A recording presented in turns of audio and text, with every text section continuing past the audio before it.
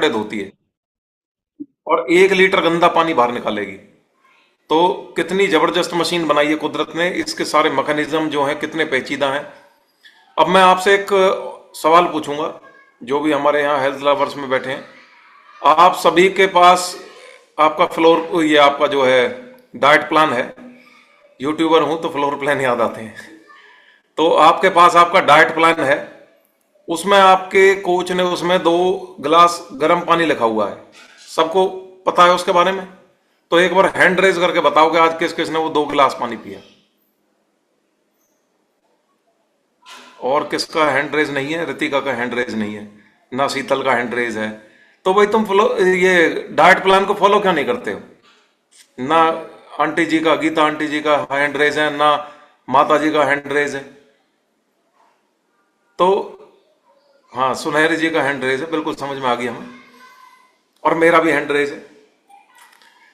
तो फिर diet plan बनाने का फायदा क्या है? हाँ, पापा जी ने हैंड रेज कर दिया बहुत लेट। तो ये डाइट प्लान का फायदा क्या है अगर हम उसको फॉलो नहीं करते हैं तो? और उसमें तुमने सवाल नहीं पूछा अपने कोच से कि 2 गिलास पानी क्यों लिखे हैं सुबह सुबह। आज मैं तुम्हें समझाऊंगा, फिर शायद तुम कल से भूलोगे नहीं फिर इसको। तो ये तो चलो ईमानदारी दिखाई तुमने। अब मुझे पता नहीं कौन सा बेईमान तुम में से जो हाथ उठा के भी नहीं पी रहा है, तो वो आप सब जानते हो। ऑनेस्टली आपने जवाब दिया तो बहुत अच्छी बात है। तो इसके बारे में भी जानेंगे हम, क्यों हमने वो 2 गिलास पानी हमने उसमें लिखा है।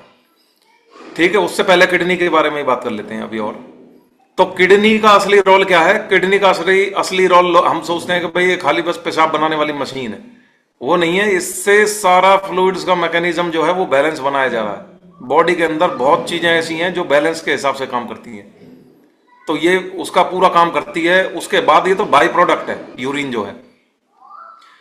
तो आपको ये समझ में आ गया कि ये ब्लड को प्योरीफाई करती है। सबसे पहला काम तो इसका यही रहता है कि ब्लड को प्योरीफाई करो, फिल्ट्रेशन का काम रहता है इसको, कि किडनी जो है हमारे ब्लड में जो फिल्ट्रेशन हो रही है उसको करती रहेगी। किडनी के अंदर क्या होता है, एक एक छोटी सी फिल्टर होती है, उसको बोलते हैं ग्लोमर्यूलस। ग्लोमर्यूलस। तो ये जो ग्लोमर्यूलस होती है, इसको ये बहुत ही मतलब माइक्रोस्कोप में दिखाई देती है, बहुत छोटा फिल्टर होता है। और यही वो फिल्टर है जो हर समय ब्लड से गंदगी को बाहर निकाल रही होती है। अब आप ये भी पूछ सकते हो कि भाई ये इसने हमारी जो आरबीसी हैं, डब्ल्यूबीसी हैं, उनको तो बाहर नहीं निकाला, लेकिन जो वो केमिकल जो है जो बाहर निकालना है, यूरिया, उसी को ही बाहर निकाला।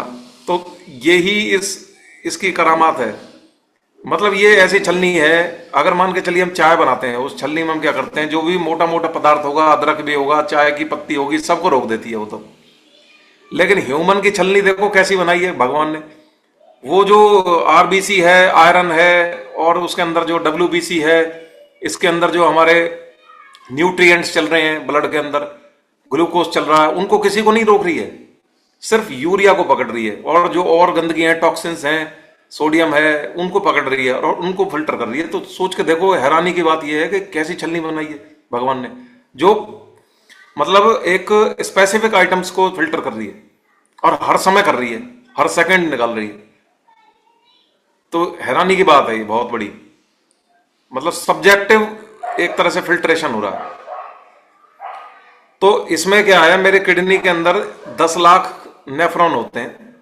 नेफ्रॉन जो होते हैं, ये वही ग्लोमरुलस जो होता है, ये नेफ्रॉन के अंदर ही होता है। और ये 10 लाख छोटे छोटे फिल्टर बिना रोके काम कर रहे होते हैं, हर समय काम कर रहे होते हैं, और सबको फाइन ट्यून करेगा ये। जब उसको लगेगा कि भाई ग्लूकोज भी ज्यादा हो रहा है, तो ग्लूकोज को भी बाहर निकालेगा, नमक ज्यादा दिखाई दे रहा तो नमक को भी बाहर निकालेगा, लेकिन फाइन ट्यून करके निकालेगा। जो जरूरत की चीजें हैं उनको नहीं निकालेगा, और जो निकल भी गया उसको रीअब्जॉर्व कर लेगा। फिर मान लो अगर गलती से कुछ निकल भी गया, बाद में ये पता लगा कि तो इंपॉर्टेंट है और वो जरूरी है, तो उसको बाहर से नहीं एक्सक्रीट करेगा, उसको फिर रीअब्जॉर्व भी कर लेगा। तो ये उसका पूरा मैकेनिज्म ऐसे काम करता है। अगर मैं बात करूं तो 1 मिनट की, तो इसमें 125 मिलीलीटर का फिल्ट्रेट कहते हैं, जो जो निकल के आया, जो फिल्टर होके पानी निकल के आया है, वो 1 मिनट में 125 मिलीलीटर फिल्ट्रेशन ये कर देती है, और एक दिन में करीब 180 लीटर कर देती है। 180 लीटर का जो हमारा जो ब्लड है वो फिल्टर हो चुका है। 200 लीटर होता है वैसे तो सिर्फ ब्लड ही नहीं होता है, इसमें और भी चीजें होती हैं, सॉल्ट भी होते हैं। तो 180 लीटर का एक तरह से एक दिन में करीब 180 190 साइज पे डिपेंड करता है, तो इतना हमारा ये फिल्ट्रेट रेडी कर देती है। और इतनी एफिशिएंट है कि कोई भी इसको compete नहीं कर सकती मशीन। अगर आदमी बनाने जाए ऐसी मशीन, इसको compete नहीं कर सकती। डायलिसिस की जो मशीन बनी है, आप देखोगे वो डायलिसिस की मशीन बनी तो जरूर है, लेकिन उस पर आदमी ज्यादा दिन जी नहीं पाता अगर डायलिसिस पे कोई चला गया तो। लेकिन किडनी पूरे जीवन भर हमारी काम देती है, पूरे जीवन भर आदमी को चलाती रहती है, तो इसका एफिशिएंसी नहीं कोई मैच कर सकता। अब दूसरा बैलेंसिंग का काम है किडनी का, बॉडी का बैलेंस बना के रखना। अब बैलेंस कैसे? ये चलने फिरने वाला बैलेंस नहीं। बॉडी में जो सोडियम है, पोटेशियम है, कैल्शियम है और जो एसिड है, बेस है, इनका सबका एक प्रॉपर रेशियो होना चाहिए। उस रेशियो को बैलेंस करके रखता है। अगर आपको पता ही है, अगर बॉडी में सोडियम बढ़ गया तो ब्लड प्रेशर इमीडिएटली राइज कर जाएगा। पोटेशियम अगर बढ़ गया तो हार्ट का रेट बढ़ जाएगा। इसीलिए किडनी का काम है कि इन सबको मैनेजर है, एक तरह से मैनेजर बैठा हुआ है, जहां जरूरत है उतनी चीजों को रखेगी, बाकी को बाहर निकाल देगी। तो इसका दूसरा मोस्ट इंपॉर्टेंट काम हो गया बैलेंस को बना के रखना, इंपॉर्टेंट जो हमारे पदार्थ हैं उनका। तीसरा काम क्या है जी? अच्छा, तीसरा इसका काम हार्मोन का भी है। हम कभी जब हार्मोन्स के बारे में बात करते हैं तो हम बात करते हैं पिट्यूटरी ग्लैंड, थायराइड ग्लैंड, और फिर हमारा टेस्टोस्टेरोन बनता है टेस्टिकल से। तो ये सारे ग्लैंड की हम बात करते हैं। फिर हाइपोथैलेमस हो गया और हिप्पोकैम्पस हो गया। तो हम जितने भी हार्मोन के जो हमारे ग्लैंड हैं उनकी बात कर रहे होते हैं। किडनी के ग्लैंड की भी हम बात कर रहे होते हैं, अगर ध्यान हो तो। जब एक बार मैंने किसी को बुलाया था, उन्होंने सारे हार्मोन्स के बारे में बताया, तो किडनी भी उन्होंने बताई थी। तो किडनी भी एक ग्लैंड है, ये भी हार्मोन का काम करती है। किडनी से रेनिन हार्मोन निकलता है जो ब्लड प्रेशर को कंट्रोल करता है। रेनिन से ब्लड प्रेशर कंट्रोल हो रहा है। और एरिथ्रोपोइटीन,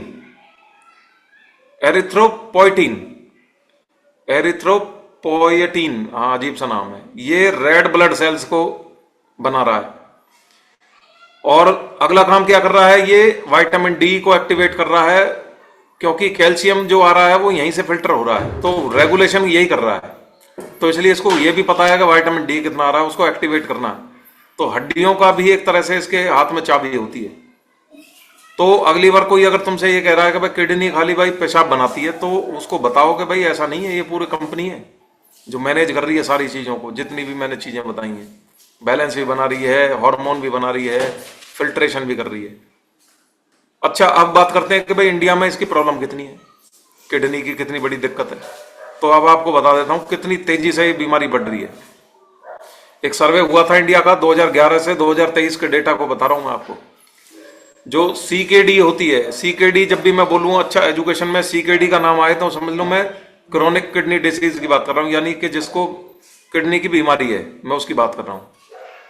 तो सीकेडी जो है इंडिया में 13% पहुंच चुकी है। यानी अगर 100 आदमी इकट्ठे हो चुके हैं कहीं पर, तो 13 लोगों को किडनी की दिक्कत है। बहुत बड़ी बात होती है ये। तो ये अब बढ़ने पे जा रही है, अर्बन सिटीज में बहुत ज्यादा बढ़ती जा रही है, वहां 16% पे पहुंच गई है। गांव में फिर भी अभी बचाव है थोड़ा सा। और कुछ साल पहले जो डायलिसिस के पेशेंट थे, उनमें 2.5 लाख से बढ़ के वो 4.5 लाख पर ईयर पहुंच गई है पेशेंट्स की तादाद। मतलब अगर 8-10 आदमी में बात करूं तो किसी ना किसी को, 8 आदमी में से किसी ना किसी को किडनी की दिक्कत चल रही है, वो उसको दिक्कत चल रही है। और बहुत सौ को पता भी नहीं होगा कि किडनी की दिक्कत चल रही है, वो दवाई गोलियों से चल रहे होंगे। तो अब आपको समझ में आ गया जो मैंने अभी बताई आपको, सीकेडी यानी क्रोनिक किडनी डिसीज, ये क्या चीज है, ये कब आती है, कौन से साइंस लेके आती है, कैसे पता चलेगा? पहले प्रॉब्लम पता लगेगी इसकी, स्टोन बनने स्टार्ट हो जाएंगे। मतलब किडनी में दिक्कत चल रही है, अगर स्टोन्स बनने स्टार्ट हो रहे हैं। होता क्या है, इस पे मैंने पूरी एक एजुकेशन दी थी पहले, कि जो कैल्शियम है, ऑक्सलेट है और यूरिक एसिड जो है, ये क्रिस्टल्स बनाने स्टार्ट कर देते हैं। तो जब ये क्रिस्टल्स बनाने स्टार्ट कर देते हैं, तो कब बनते हैं ये? जब आप पानी कम पी रहे होते हो, या सॉल्ट बहुत ज्यादा खा रहे होते हो, या क्रोनिक अगर है, मतलब पहले से ही डीएनए में ही कोई प्रॉब्लम दिख रही है, या फिर आप बहुत ज्यादा शुगर का आइटम खा रहे हो या कोल्ड ड्रिंक बहुत ज्यादा पी रहे हो। कोल्ड ड्रिंक में सारा कार्बन है, तो ये जितनी भी हम एक्स्ट्रा जो फ्लूइड्स पीते हैं पानी से अलग, ये सब डिहाइड्रेट कर रहे हैं हमें। चाय होगी, कॉफी होगी, और ये जो क्रिस्टल्स हैं, जब पानी नहीं मिलेगा तो ये क्या होगा, ये आपस में जुड़ना स्टार्ट हो जाते हैं। तो जब ये आपस में जुड़ेंगे तो क्या होगा, ये पथरीले फॉर्म में इकट्ठे होने स्टार्ट हो जाएंगे, जिसको हम स्टोन्स कह देते हैं। ये ऐसा समझ लो कि तुम्हारा एक प्रेशर कुकर है जिसमें तुम चावल पका रहे हो, उसमें हम पानी पूरा भर के रखते हैं, चावल जब बढ़िया निकल के आते हैं। लेकिन अगर उसमें हम पानी कम कर देते हैं तो क्या होता है, उतना ही चावल है, पानी कम कर दिया तो क्या होगा, नीचे से वो सारे चावल ना जल जाएंगे। आपने देखा होगा। ऐसे ही बॉडी काम कर रही है, जब तुम उसमें पानी कम डालोगे तो ये जो नीचे जो है ना, ये थक्के बनने स्टार्ट हो जाएंगे, क्रिस्टल्स बनने स्टार्ट हो जाएंगे, और यही हमारा जो है स्टोन बन के ये निकल के आता है फिर बाहर। और इसकी पहचान क्या है कि सबसे पहले तो इसमें पीछे कमर के दर्द होता है, बहुत तेजी से शार्प दर्द होगा, बहुत ज्यादा, बार बार यूरिन जाने का मन करेगा, और कई बार ब्लड भी आना स्टार्ट हो सकता है यूरिन में। तो इसकी क्या केयर कर सकते हैं, इसमें जो मैंने प्रॉब्लम बताई है इन्हीं में इनकी केयर छुपी है। आपको पानी ज्यादा पीना है, फ्लूइड्स ज्यादा लेने हैं, सॉल्ट को कम रखना है, सॉफ्ट ड्रिंक, कोल्ड ड्रिंक, ये वाहियात चीजों से दूर रहना है, और चेकअप कराते रहो अगर है तो स्टडीज ने ये भी बताई है कि जो हमारे जितने भी शुगर वाले बेवरेजेस हैं, जैसे पेप्सी, कोका कोला, ये जितने भी हैं, इनमें, और जो सोडा जो पीते हैं, सोडा वाटर जो हम बोलते हैं ना, सोडा, उसमें तो नाम ही सोडा का मतलब सोडियम, इनसे 30% रिस्क बढ़ता है। अगर जो इनको पी रहे हैं डेली, अगर पेप्सी पी रहा है कोई, तो सोच समझ के पिए। अच्छा, दूसरी क्या शिकायत हो सकती है किडनी की, वो हो सकती है यूटीआई, जिसको बोलते हैं यूरिनरी ट्रैक्ट इन्फेक्शन। ये बहुत कॉमन है, फीमेल्स में तो बहुत ज्यादा कॉमन है ये। इसमें क्या होता है, जब आप यूरिन, पेशाब के समय पे इसमें जलन होती है जब, तो समझ लो ये हमारा यूटीआई हो चुका है, और बार बार पेशाब जाने का मन करे तो उसको यूटीआई कहते हैं। और यूरिन में अगर स्मेल आनी स्टार्ट हो जाए, और थोड़ा थोड़ा फीवर भी कभी कभी दिख जाए इसमें, तो समझ लो यूटीआई है, यूरिनरी ट्रैक्ट इन्फेक्शन हो चुका। तो उसमें ज्यादातर उसकी कमी क्या होती है, हमारी कम पानी पीने की, पानी कम पियोगे तो ये कमी रहेगी।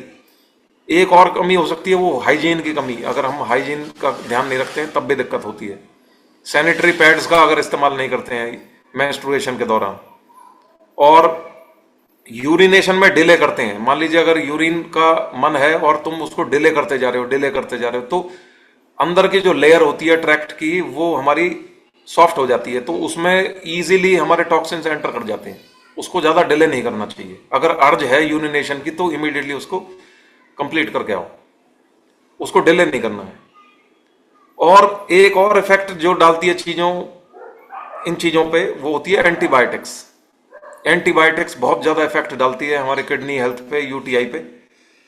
तो इसमें अब इसका केयर क्या है, ये भी आपको समझ में आ गया कि हाइड्रेशन बना के रखनी है और हाइजीन बना के रखनी है। और अगर इन्फेक्शन है तो फिर डॉक्टर पे जाके अपना अमोक्सिसिलिन या कोई भी जो एंटीबायोटिक्स देगा वो कम मात्रा की लेनी है। अच्छा जी, तीसरी जो प्रॉब्लम है, जो सीकेडी इटसेल्फ, जो मैंने क्रोनिक किडनी डिसीज बताई थी, जिसके बारे में जिक्र किया था, वो सबसे बड़ी डेंजरस प्रॉब्लम है। अब उसको समझते हैं। ये स्टार्टिंग में कोई आपको ना प्रॉब्लम नहीं दिखाएगा, ना कोई आपको कैसी भी सिम्टम दिखेंगे इसमें जब तक वो डैमेज ना हो जाए 60-70%, तब तक आपको पता ही नहीं चलेगा कि क्रोनिक किडनी डिसीज हुई है। तब तक आपको ब्लड प्रेशर भी बढ़िया दिखाई देगा, क्रेटिनिन भी ठीक दिखाई देगा, लेकिन इसमें दिक्कत आते ही आपको फिर जो है डायलिसिस पे जाना पड़ जाता है। इसके सबसे बड़े कारण क्या होते हैं, डायबिटीज अगर अनकंट्रोल्ड है, दूसरा ब्लड प्रेशर शुरू से ही हाई रहता है, मोटापा अगर बहुत ज्यादा है, और ज्यादा पेन किलर्स का इस्तेमाल करते हैं। ये मैं फीमेल्स को खास तौर पे समझाऊंगा इस बात को, ये आपके लिए बहुत इंपॉर्टेंट है, इसको समझ लेना कि जब भी पीरियड्स होते हैं तो हम क्या करते हैं, दौड़ते हैं दवाई की तरफ कि भाई मेंस्ट्रुएशन का जो दर्द है ये ना झेलना पड़े, तो पेन किलर ले लेते हैं। एजिथ्रोमाइसिन होती है, क्या होती है उसको, उसका सॉल्ट कुछ ऐसा ही है, तो एजिथ्रोमाइसिन ही है शायद, उसको लेते हैं इमीडिएटली और पेन से राहत मिल जाती है। तुम उसके बिहाफ पे अपने किडनी को कितना डैमेज कर रहे हो तुम्हें भी नहीं पता। तो ये दर्द अगर दिया है कुदरत ने तो वो कोई वजह से दिया है, तब तो पेन किलर नहीं हुआ करती थी, और ये मादाएं तो लाखों सालों से हैं। तो जो अगर ये दर्द दिया है तो इसकी कोई वजह दी होगी ना। तो आप उस दर्द को जो है अनकंट्रोल्ड दर्द बना रखा है, दवाई ले लेके उसको जो है डैमेज कर रहे हो किडनीज को, तो इसको थोड़ा झेलने की ताकत भी होनी चाहिए। ये एक लाइफ का हिस्सा है, इस दर्द से निजात नहीं मिल सकती। और ये सोचें कि इसको बाईपास कर दिया जाए तो कितने दिन करोगे बाईपास, हर महीने का काम है। तो पेन किलर्स का जो है इस्तेमाल बंद करो। और इसके सिम्टम्स क्या होती हैं सीकेडी के, वो ये होती हैं कि पहले तो इसके टखने जो होते हैं इंसान के, उसके टखनों पे सूजन आनी स्टार्ट हो जाती है, या चेहरे पे सूजन आनी स्टार्ट हो जाएगी। तो चेहरे से ही पता लग जाता है कि हमारे किडनी में प्रॉब्लम चल रही है कि नहीं। चेहरा अगर सूज रहा है तो किडनी में दिक्कत है, क्योंकि जो हमारा यूरिक एसिड है वो बाहर नहीं निकल पा रहा है। दूसरा जो है, यूरिन के अंदर झाग अगर बन रहे हैं तो समझ लो यहां पर भी थोड़ी प्रॉब्लम है। बहुत ज्यादा अगर झाग बन रहे हैं तो क्या है कि प्रोटीन का लीकेज हो रहा है कहीं ना कहीं से, और बहुत ज्यादा थकावट हो रही है। ऐसा नहीं है कि ये झाग बन गए तो अब आप समझ लो कि भाई ये हो ही गया। तो मतलब ये है कि ये कंटिन्यूसली अगर इस तरह की दिक्कतें दिखाई दे रही हैं तो एक एरिया ऑफ कंसर्न है ये नहीं है कि जो नॉर्मल झाग भी अगर दिख गया तो भाई सोचो कि हमारा तो किडनी फेल बता दी उन्होंने, ऐसा नहीं है। एक मतलब ये एक सिम्टम है उसका। हर झाग वाला यूरिन ये नहीं बताएगा कि इसमें जो है सीकेडी हो गया, लेकिन सीकेडी में झाग जरूर आएंगे। ये डिफरेंस है दोनों में। पहले अगर 2017 से पहले 1990 से 2017 की डेटा देखें तो उसमें जो है 33% बढ़ चुकी है सीकेडी। सबसे ज्यादा है, मतलब एक ग्रोथ के हिसाब से बढ़ रही है ये, हार्ट के बाद 33% प्रेवलेंस। और सबसे दुख की बात यह है कि जब तक पता ही नहीं चलता, जब तक ये डैमेज ना हो जाए, जब तक डायलिसिस में ना पहुंच जाओ। कल तक नॉर्मल दिख रहा था आदमी, आज एकदम से किडनी की डैमेज होगी। इसका मतलब क्या है कि हमें प्रिवेंशन पे ही ध्यान देना पड़ेगा, वही ट्रीटमेंट है इसका। और इसके प्रिवेंशन बहुत आसान है, अगर आपको मैं बताऊंगा तो आप आसानी से उनको कर लोगे। एक और प्रॉब्लम जो है वो होती है किडनी फेलियर, ये लास्ट है, इसके बाद फिर इसके उस पर भी जाएंगे दूसरे हिस्सों पे। तो किडनी का फेलियर जो है वो जब होती है जब किडनी परमानेंटली डैमेज हो जाती है, या डायलिसिस की जरूरत पड़ जाए, ट्रांसप्लांट की जरूरत पड़ जाए। तो ये मत समझना कि अगर किसी को सीकेडी है तो वो डायलिसिस पे पहुंच गया तो उसका किडनी फेल होगी। किडनी फेल एक अलग चीज होती है, उसमें परमानेंटली डैमेज हो जाती है, उसमें मतलब अब बैक नहीं कर सकता आदमी। तो वो जो है वो भी एक ये भी एक किडनी से रिलेटेड एक प्रॉब्लम है। अब इसके टेस्ट कौन कौन से होते हैं, 400-500 रुपए में टेस्ट हो जाते हैं। किडनी फंक्शन टेस्ट होता है, उसमें सब पता लग जाता है कि तुम्हारा सीरम का क्रेटिनिन कितना चल रहा है। और ईजीएफआर का एक टेस्ट होता है, इसमें होता है एस्टिमेटेड ग्लोमेरुलर फिल्ट्रेशन रेट। तो जो ग्लोमेरुलर फिल्ट्रेशन रेट है ये बताएगा कि कितना तुम्हारा ग्लोमेरुल्स जो है मैंने बताए थे फिल्टर जो है कितने एफिशिएंट है, कितना काम कर रहे हैं, कितनी एफिशिएंसी पे काम कर रहे हैं। 90 प्लस चल रहा है तो भाई नॉर्मल हो गया, 70-80 चल रहा है तो अब डिक्लाइनिंग स्टेज में है, और 15-20% चल रहा है तो फेलियर की तरफ जा रहा है। तो एक इलेक्ट्रोलाइट का टेस्ट होता है जिसमें पता लग जाता है कि सोडियम और पोटेशियम का बैलेंस कितना चल रहा है बॉडी में। शुगर पेशेंट को तो कराने होते हैं क्रेटिनिन और ईजीएफआर, डॉक्टर लिखवाता है उनका। और यूरिन टेस्ट भी होते हैं, यूरिन टेस्ट में हम जो रूटीन टेस्ट कराते हैं उसमें प्रोटीन पता लग जाता है, कितना बाइलिरुबिन चल रहा है, कितना प्रोटीन चल रहा है, शुगर कितनी है, इन्फेक्शन कितना है, वो सारा बता देगा। इन्फेक्शन वो होता है जो उसमें एपिथेलियल सेल्स, लिम्फोसाइट सेल, फलाना सेल, ढेका सेल्स, ये सारी सेल्स वो बता देती है इन्फेक्शन कितना है। एल्ब्यूमिन होता है, क्रेटिनिन का रेशियो होता है, दोनों का रेशियो होता है, वो पता लगा देता है कि भाई तुम्हारा अभी सीकेडी आ गया है कि नहीं आया है। तो रेशियो से पता लग जाता है। अगर हम ये इसलिए तो कहते हैं कि साल में एक बार जरूर कराने चाहिए सारे किडनी फंक्शन टेस्ट, तो उससे पता लगता रहता है कि हमारा सही चल रहा है गलत चल रहा है, तो वो जरूर कराते रहने चाहिए। अब हाथ उठाओ किस किसने अपना जो किडनी का टेस्ट करवाया अभी तक, किस किसने लिवर फंक्शन टेस्ट कराए आज तक, किस किसने कराए? अजय पाल सर ने कराए, सोनू मैम ने कराए, कपिल ने कराए। कपिल ने तो कराए होंगे, मम्मी जी ने पिछले साल कराया था, और किसी का हैंड रेज नहीं है। तो ये रूटीन टेस्ट कराते रहो, उसमें जरूरी होता है, पता लगता रहता है कि हमारी कहाँ चल रही है बॉडी। ठीक है, तो अब इसको कैसे हम ठीक कर सकते हैं, अब उस पर बात करते हैं। ये देखो सीधा सा हिसाब है, लाइफस्टाइल से जुड़ा हुआ। लाइफस्टाइल ठीक रखोगे तो किडनी ठीक रहेगी, लाइफस्टाइल खराब रहेगा तो किडनी खराब होगी, तुम भी खराब होगे, हार्ट भी खराब होगा, ब्रेन भी खराब होगा, परफॉर्मेंस भी खराब हो जाएगी, पैसे भी आने बंद हो जाएंगे। लाइफस्टाइल सबसे इंपॉर्टेंट होती है। मेरे एक फ्रेंड को अभी हार्ट अटैक आया था, वो दुबई में रहता है। वो सिगरेट पीते हुए में उसको हार्ट अटैक आया, और मैंने उससे पूछा कैसे आया था, वो बता रहा था मैं सिगरेट पी रहा था उस टाइम पे आया था। 27 पल्स रह गई थी उसकी जब हॉस्पिटल में पहुंचा वो। तो मतलब जिस समय पे हार्ट अटैक आ रहा है उस समय पे भी उसकी लाइफस्टाइल क्या है, सिगरेट पीने वाली। तो मुझे आएगा फिर, उसको नहीं आएगा तो मैंने उससे यही पूछा कि भाई तू ही बता दे क्यों आया तुझे। बोला कि हाँ भाई मैं ड्रिंक भी करता था, और मैं जो है वो स्मोकिंग भी करता था, दिन में 25-25 सिगरेट, खाट में पड़ा रहता था, एक्सरसाइज का कोई नाम निशान नहीं, और जो है ना कोई हाइड्रेशन का पता, ना डिहाइड्रेशन का पता, ना कोई न्यूट्रिशन का पता। तो भाई हार्ट अटैक तो आएगा ही 40 साल की उम्र में। अब कैसे कोलेस्ट्रॉल की टेस्ट कराने पे है दवा दब, अब जो है दूध भी बंद, ये भी बंद, वो भी बंद, ये खा वो खा, ये दवाई वो दवाई, अब जिएगा 40 साल और ऐसे। तो लाइफस्टाइल ही सब कुछ है। किडनी कोई ऐसा थोड़ी है कि कोई स्विच दबा दिया किसी ने आज ही फेल होगी। किडनी जो है ये धीरे धीरे मरी है, तुमने कुछ तो करा होगा जो ये धीरे धीरे खराब हुए हैं। धीरे धीरे ये सोडियम की जो डाइट हमारे आजकल चल रखी है, आजकल नमकीन, चिप्स, अचार, सॉस बड़े शौक से खिलाते हैं बच्चों को। ये ब्लड प्रेशर शूट कराती है एकदम से, और एक्स्ट्रा ब्लड प्रेशर शूट हुआ तो समझ लो फिल्ट्रेशन बढ़ गया, किडनी पे एकदम से इफेक्ट आ गया। 5 ग्राम से नमक ज्यादा नहीं खाने के लिए बोलते हैं, और हम खा रहे हैं 10 से 12 ग्राम। WHO कह रहा है कि 5 ग्राम से ऊपर अगर खाया तो दिक्कत है, और हमारे इंडिया के हर डाइट में 10 से 12 ग्राम, हर रोटी में तुम नमक डाल रहे हो। अचार ऐसे खाते हैं खुश होकर, जैसे अचार कितना बढ़िया चीज है। अचार सबसे गंदी चीज है। अचार में एक तो एसिड ही एसिड भरा पड़ा है, सड़ा हुआ एसिड है वो। अचार देखा होगा, सड़ाया जाता है उसको, जब वो बिल्कुल वो सड़ गया तब उसके बाद वो खाने के लायक होता है तुम्हारे। तो अचार को पता नहीं क्यों खा रहे हैं, इतना नमक भर के डालते हैं। अब इसमें कौन कौन अचार डालता है, हैंड रेज करें जिसने अचार की विधि जिसको पता हो, हाथ उठाएं एक बार। जिसने अचार जिंदगी में कभी बनाया एक बार हाथ उठाएं। हाँ, ये मम्मी जी ने, चमन दीदी को शायद पता नहीं है अचार कैसे बनाते हैं।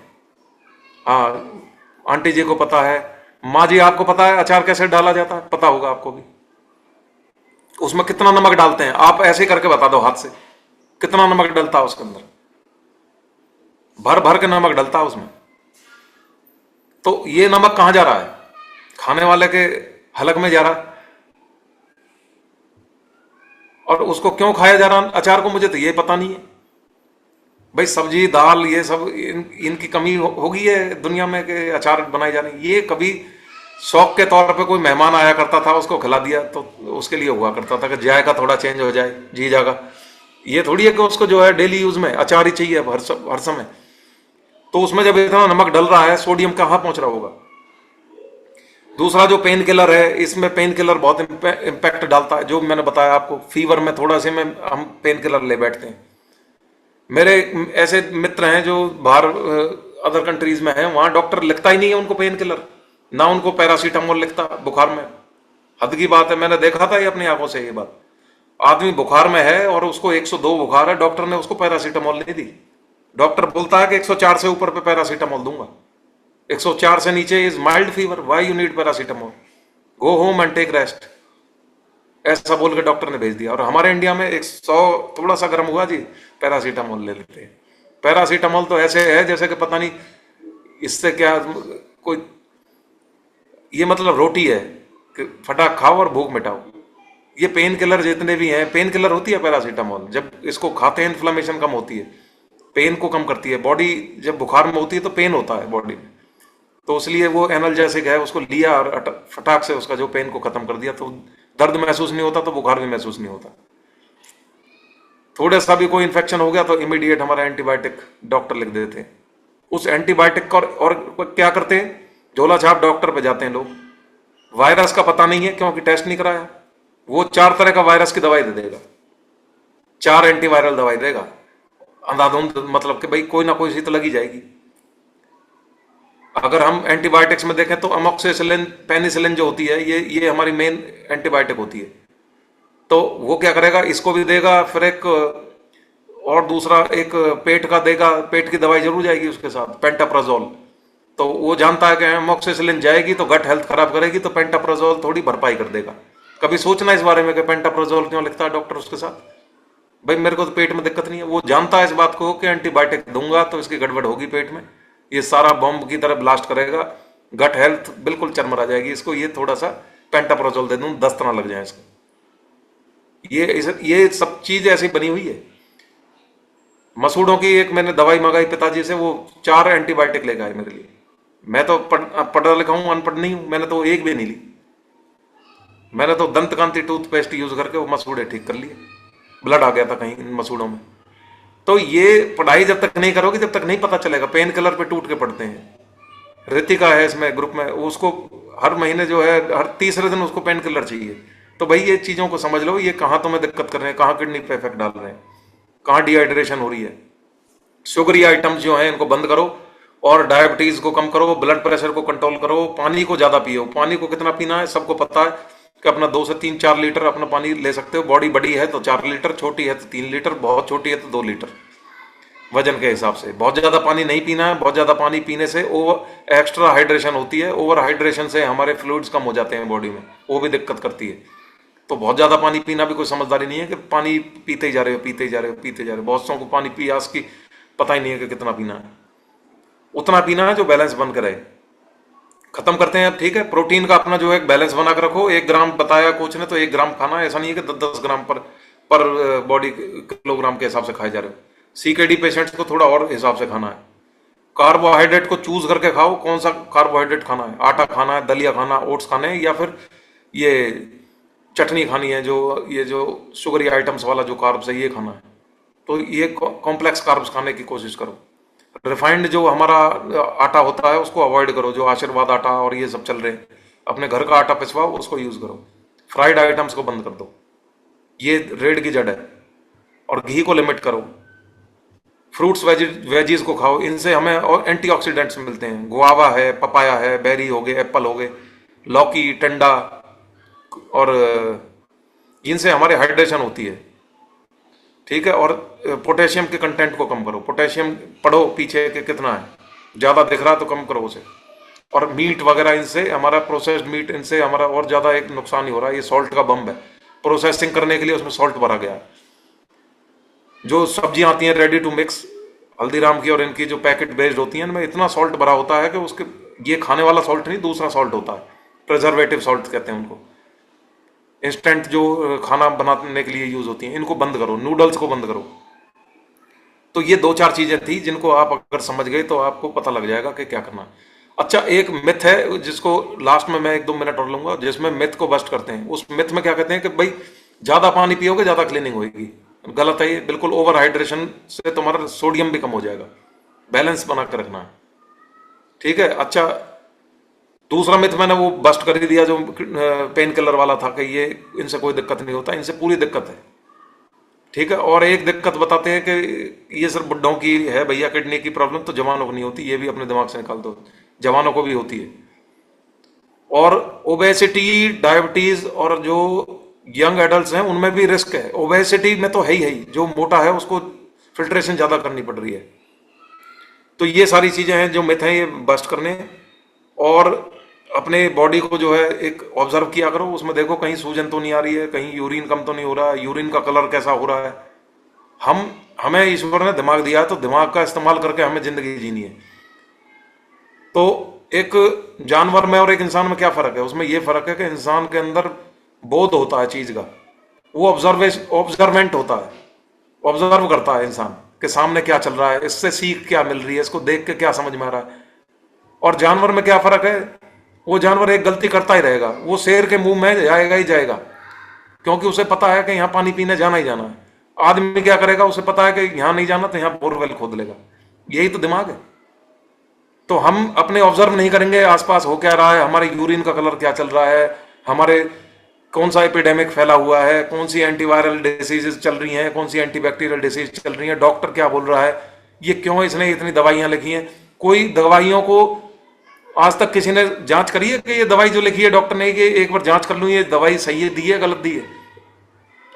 मैं, मेरे घर में जानते होगे, मैं ये नहीं कह रहा कि मैं बहुत कोई समझदार या पढ़ा लिखा आदमी हूं, लेकिन मेरी प्रैक्टिस ये है कि मेरे को जब दवाई देता है तो मैं उस डॉक्टर की दवाइयों में से 20% दवाई खाता हूं, 80% दवाइयों को खाता नहीं हूं।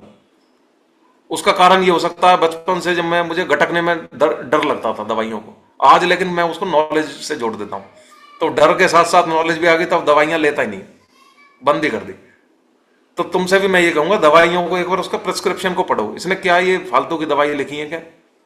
उसको उसको बोलो कि भाई, डॉक्टर को तुम बता सकते हो, अगर डॉक्टर भी समझ जाएगा कि हाँ ये नॉलेजेबल आदमी है, उसको बोलो कि भाई मुझे बुखार है, आपने चेक तो किया नहीं किस चीज का बुखार है ये, कौन सा इन्फेक्शन है, आपने मुझे 5 दवाई दी है, एक एंटीवायरल दे दी, एक एंटी फंगल दे दी, एक एंटीबैक्टीरियल दे दी, एक और एंटीबैक्टीरियल दे दी।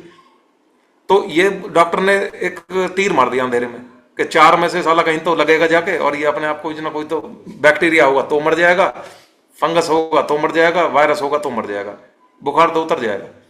4 तरह के बुखार होते हैं। डेंगू भी है, डेंगू में तो एंटीवायरल डिवाइस काम करती है, एंटीवायरल इक्विपमेंट काम करेगी, ये दवाई जो है इक्विपमेंट है। और टाइफाइड है तो बैक्टीरिया की वजह से है, बैसिलस की वजह से। और अगर मेरे को दूसरा इन्फेक्शन हुआ है ट्रैक्ट में, तो दूसरा बुखार है वो।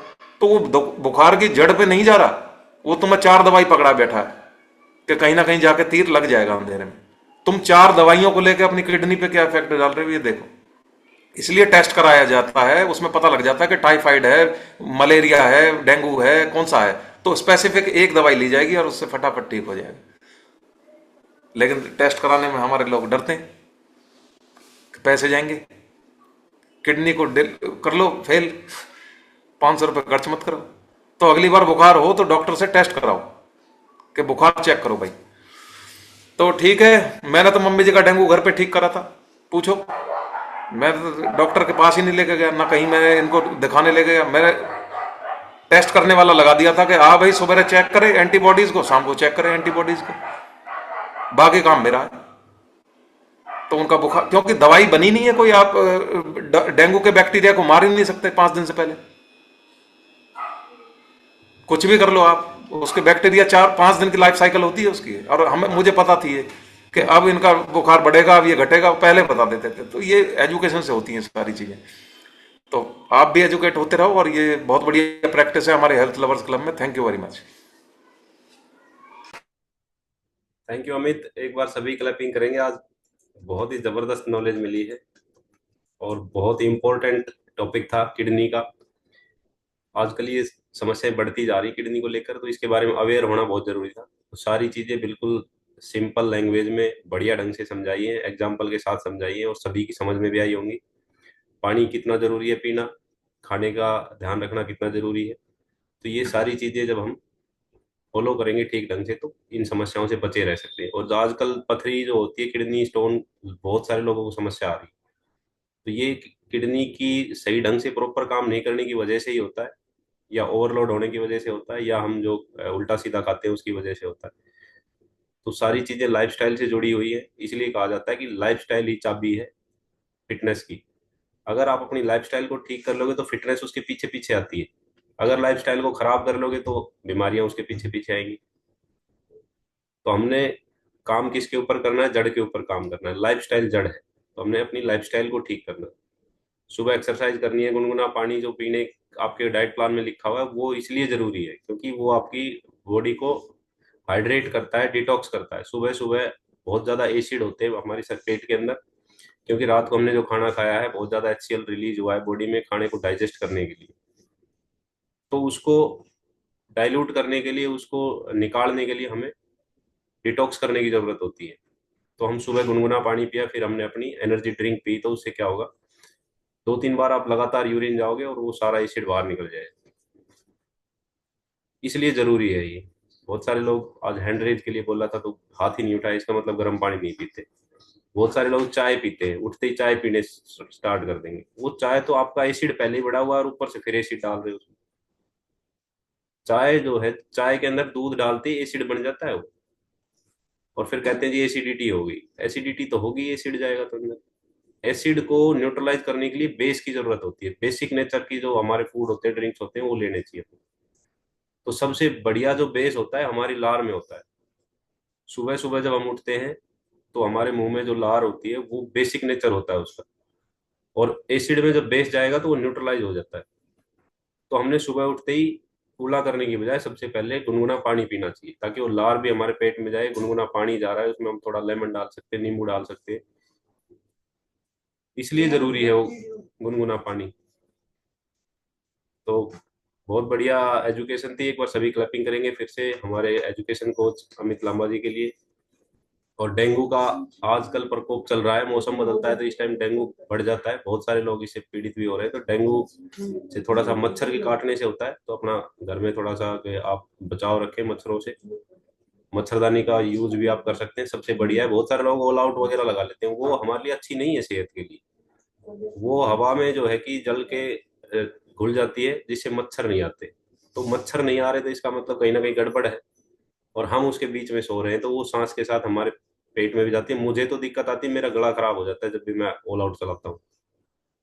तो ऑल आउट हमने यूज नहीं करना है, वो एक तरह का जहर है, पॉइजन है। हमने मच्छरदानी का प्रयोग कर लेना चाहिए, उससे अच्छा है, आराम से आपको अच्छी नींद भी आएगी और मच्छर भी नहीं काटेंगे। तो डेंगू से बचने के लिए मच्छरों से बचना बहुत जरूरी है। अपने घर की खिड़की दरवाजों पे जाली जिनके लगी हुई है उनको बंद रखें। तो बचाव देखिए, सावधानी में ही बचाव है। हम बीमार होने के बाद दवाइयां लेते फिरते हैं, टेस्ट कराते फिरते हैं, लेकिन अगर हम पहले ही थोड़ा सा ध्यान रख ले तो हम इस चीज से बच सकते हैं। तो अभी सभी अपना शेक रेडी कर ले, अभी शेक लेंगे हम। टाइम हमारा 8:26 हो गया है, 8:30 बजे क्लोज कर देंगे।